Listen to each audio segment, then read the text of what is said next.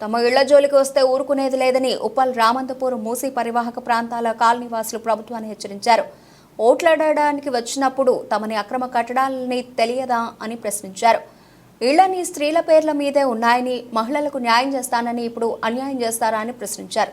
తమ జోలికి వస్తే ఊరుకోబోమని, అవసరమైతే ఆత్మహత్యకు వెనకాడమని సీఎం ఇంటి ముందే ధర్నా చేస్తామని మండిపడ్డారు. పథకాలు ఇవ్వడానికి ఇక్కడికి ఎందుకు వచ్చాడు వాడు? ఇక్కడికి పథకాలు ఇవ్వడానికి ఓట్లు వచ్చాడు వాడు. ఇక్కడికి ఓట్లు పనికి వచ్చి మన ఓట్లు ఎందుకు పనికి వచ్చి వాడికి? ఇక్కడ రాకూడదు, మూసి అక్కడికి రాకూడదు వాడు. మరి మూసి ఓట్లు కావాలా వాడికి? ఎలా తీస్తాడు ఇల్లు? ఎవరికి అధికారం ఎందుకు తీస్తాడు వాడు? మా ఇల్లు మాకు కావాలి అంతే, మేము ఊరుకునేది లేదు. ఖబర్దార్ రేవంత్ రెడ్డి, మీకు లేడీస్ అందరూ ఊరుకోరు. ఇక్కడ అందరివి ఆడవాళ్ళ పేరు మీద ఉన్నాయి. నువ్వు ఆడవాళ్ళకి న్యాయం చేస్తారన్నావు, ఆడవాళ్ళకంటే నువ్వు అన్యాయం చేస్తున్నావు. ఊరుకునేది లేదు, ముందే చెప్తున్నా. మేమందరం ఎంత ధర్నా కన్నా దిగబడతాం. మీ ఇంటి ముందు మేము ధర్నా చేస్తాం.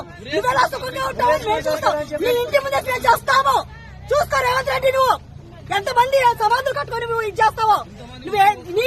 నీకు ఏ ప్రాజెక్టులు కట్టుకుంటావో ఇక్కడ నీకెంత లాభం లేకుండా నువ్వు ఇంతమంది పేదవాళ్ళకి గుండెల్లో కొడుతున్నావో మాకందరికి తెలుసు.